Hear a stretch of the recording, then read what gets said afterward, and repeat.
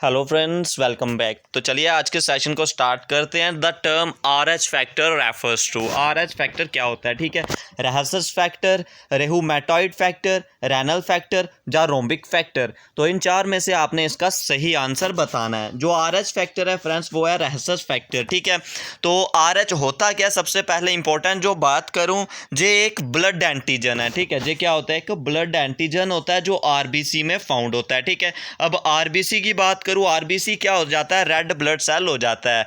और जो मैन्युफैक्चर कहाँ पे होता है? हमारा रेड बोन मैरो में मैन्युफैक्चर होता है। और इसका लाइफ कितना रहता है आरबीसी का? 120 डेज रहता है। ठीक है, और नंबर ऑफ जो आरबीसी कितने प्रेजेंट होते हैं?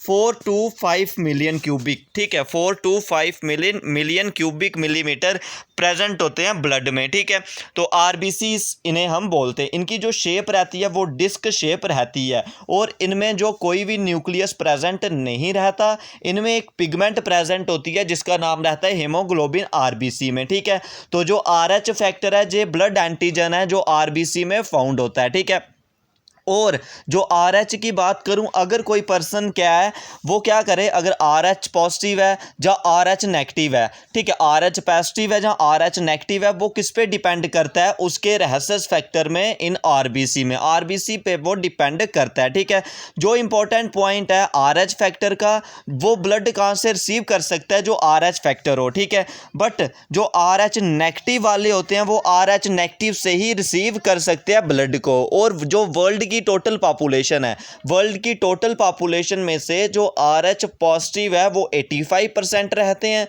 और जो आर एच नेगेटिव है वो 15% रहते हैं। ठीक है, उसके बाद बात करूं जो ब्लड ट्रांसफ्यूजन, जो ब्लड ट्रांसफ्यूजन टेक्निक है। ठीक है, जो ब्लड ट्रांसफ्यूजन टेक्निक है वो किसने डेवलप की थी? फर्स्ट टाइम जेम्स ब्लंडल ने।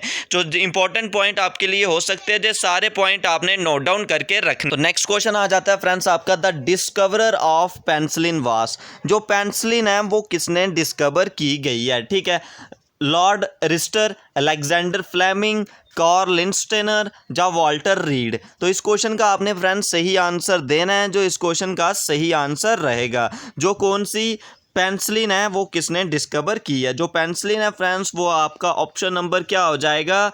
बी, यानी कि अलेक्जेंडर फ्लेमिंग ने क्या किया हुआ है? जो पेंसिलिन डिस्कवर की गई है। तो इसका ऑप्शन नंबर आपका जो बी है वो राइट आंसर हो जाएगा। ठीक है, तो चलिए नेक्स्ट क्वेश्चन की तरफ। नेक्स्ट क्वेश्चन आ जाता है फ्रेंड्स ब्लड ग्रुप।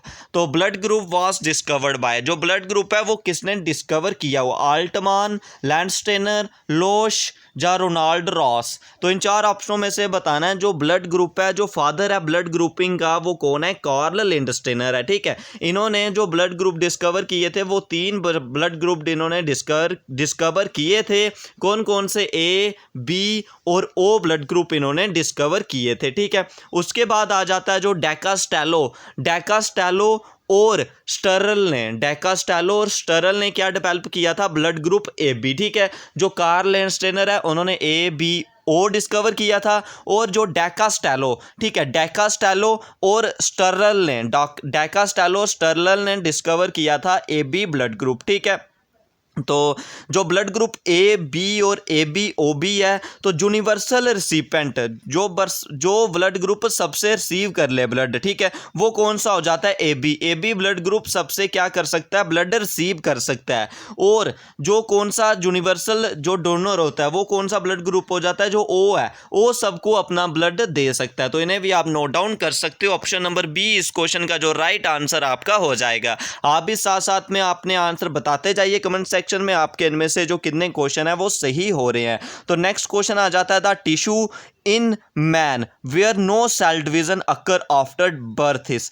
इधर बताना है कौन सा टिश्यू होता है मैन में जहां पे कोई भी सेल डिवीजन नहीं होता बर्थ के बाद? स्केलेटल, नर्व्स, कनेक्टिव या जर्मिनल। तो इस क्वेश्चन का जो आपका आंसर रहेगा ऑप्शन नंबर बी, नर्व्स में। ऑप्शन नंबर बी इस क्वेश्चन का राइट आंसर हो जाएगा। उसके बाद आ जाता है जो डीएनए फिंगरप्रिंटिंग है वो किसके लिए यूज किया जाता है? पेरेंट्स के लिए, थीप्स के लिए, रेपिस्ट के लिए या ऑल ऑफ दिस के लिए? तो ऑप्शन नंबर डी है, option number D all of this इस क्वेश्चन का राइट आंसर हो जाता है। जो फिंगरप्रिंटिंग है, डीएनए फिंगरप्रिंटिंग है, वो सारे कामों के लिए यूज जहां पे किया जाता है। नेक्स्ट आ जाता है friend, the normal cholesterol level in the human blood is. Human blood में नॉर्मल कोलेस्ट्रॉल लेवल कितना रहता है? ठीक है, ऑप्शन देना है आपने 80 to 120, 120 to 140 mg, 140 to 180, 180 to 200 mg के बीच कितना कोलेस्ट्रॉल लेवल ह्यूमन के ब्लड में प्रेजेंट रहता है। ठीक है, कोलेस्ट्रॉल लेवल आपने बताना है। तो इसका जो आपका क्या हो जाता है, ऑप्शन नंबर डी हो जाएगा। 180 to 200 के बीच जो कोलेस्ट्रॉल लेवल रहता है ह्यूमन की ब्लड में। ठीक है, तो इसे भी आप नोट डाउन कर सकते हो। ठीक है, तो और भी जो ब्लड पे इंपॉर्टेंट पॉइंट है, जो ब्लड का मेन वॉल्यूम रहता है वो अगर किसी का 70 kg जो नॉर्मल बॉडी है तो उसमें कितना होना चाहिए, 6.5 लीटर्स तक होना चाहिए। और नॉर्मल ब्लड प्रेशर कितना होना चाहिए ह्यूमन का, 120/80 mm। ठीक है, Hg होना चाहिए। और जो आरबीसीस रहते हैं वो मेल में कितना होना चाहिए, 4.5 to 5 मिलियन क्यूबिक मिलीमीटर, और फीमेल्स में 4.0 to 4.5 क्यूबिक मिलीमीटर। और जो आरबीसी होता है इनका लाइफ स्पैन कितना हो जाता है, 120 डेज हो जाता है। उसके बाद बात करूँ जो वाइट ब्लड सेल रहते हैं तो इनकी कितनी क्वांटिटी होनी चाहिए, 5000 to 10,000 क्यूबिक मिलीमीटर। ठीक है, और लाइफ स्पैन कितना रहता है इसका, 3 to 4 डेज के बीच। ठीक है, उसके बाद बात करूं जो आपका हीमोग्लोबिन आ जाता है, हीमोग्लोबिन मेल में कितना होना चाहिए, 13 to 15.6 ग्राम पर 100 क्यूबिक जो रहता है मीटर में, उधर इसका रहना चाहिए। ठीक है, तो जो एचबी कंटेंट रहता है अब हमारी बॉडी में वो कितना रहता है, 500 to 700 ग्राम के बीच। तो इसे भी आप नोट डाउन कर सकते हो। जो एवरेज बॉडी वेट है वो 70 kg है। ठीक है, और ब्लड क्लॉटिंग टाइम कितना होता है, 2 to 5 मिनट के बीच जो ब्लड क्लॉटिंग हो जाता है। और नॉर्मल बॉडी टेम्परेचर 98.4 फ़ारेनहाइट और 37 डिग्री सेल्सियस रहता है। ठीक है, और भी जो इंपॉर्टेंट पॉइंट थे वो मैंने डिस्कस कर चुका हूँ, बाकी जो रहेगा वो हम नेक्स्ट में भी डिस्कस करते रहेंगे। तो चलिए नेक्स्ट की बात करें। जो नेक्स्ट क्वेश्चन आ जाएगा, नेक्स्ट क्वेश्चन आ गया, which of the following are the warm blood animal. Warm blood animal आपने बताना है, वेल्स, बेल शॉक, एलाइड्स या ड्रैको। तो इसका आंसर आपने सही बताना है। जो वेल्स हैं वो वार्म ब्लडेड है। ऑप्शन नंबर ए इस क्वेश्चन का राइट आंसर हो जाएगा। तो चलिए नेक्स्ट क्वेश्चन की तरफ। Which is the largest living word on the earth. Largest word बताना है जो अर्थ पे अभी रह रहा है लिविंग। एमो, ऑस्ट्रिच, एल्बेट्रॉस या साइबेरियन क्रेन। तो इसका ऑप्शन नंबर बी हो जाएगा। जो ऑस्ट्रिच है वो लार्जेस्ट लिविंग वर्ड है ऑन द अर्थ। तो नेक्स्ट क्वेश्चन आ जाता है friends, in coriander the useful parts are. जो कोरिएंडर होता है, धनिया होता है, उसमें जो यूजफुल पार्ट है वो कौन सा है उसका। ठीक है, वो हो जाता है फ्रेंड्स जो उसके लीव्स होते हैं और जो उसका ड्राई फ्रूट होता है। ठीक है, कोरिएंडर धनिया के जो बीज होते हैं वो उसके जो पत्ते होते हैं और जो ड्राई फ्रूट उसके रहते हैं वो यूजफुल मेन इंपॉर्टेंट पार्ट रहता है फ्लावर का। चलिए नेक्स्ट आ जाता है the pH of human blood. Human blood का आपने पीएच बताना है। तो पीएच क्या हो जाता है, पोटेंशियल या पावर ऑफ हाइड्रोजन, जो सबसे पहले सोरेनसन ने डिस्कवर किया था पीएच।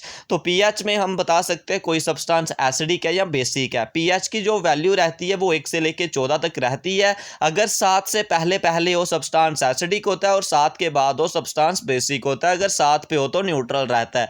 ब्लड की पीएच आपने बतानी है। तो ब्लड की पीएच क्या हो जाती है फ्रेंड्स, ऑप्शन नंबर 4 हो जाता है। ब्लड की पीएच क्या हो जाएगी, डी, ऑप्शन नंबर 4 ब्लड की जो पीएच रहती है। ठीक है, तो चलिए लार्जेस्ट एंडोक्राइन ग्लैंड आपने बताना है। थायराइड, पैराथायराइड, एडर्नल या पिट्यूटरी ग्लैंड। आपने कमेंट सेक्शन में इसका आंसर बताना है। जो लार्जेस्ट एंडोक्राइन ग्लैंड कौन सा होता है ह्यूमन बॉडी में। ठीक है, तो आज की वीडियो में बस इतना। इस पर डाउट होगा तो कमेंट सेक्शन में जरूर पूछिए। इस वीडियो में बस इतना ही। चैनल से फर्स्ट टाइम जुड़े हो तो चैनल को सब्सक्राइब करें और अपने फ्रेंडों में जरूर शेयर करें। इस वीडियो में बस इतना ही।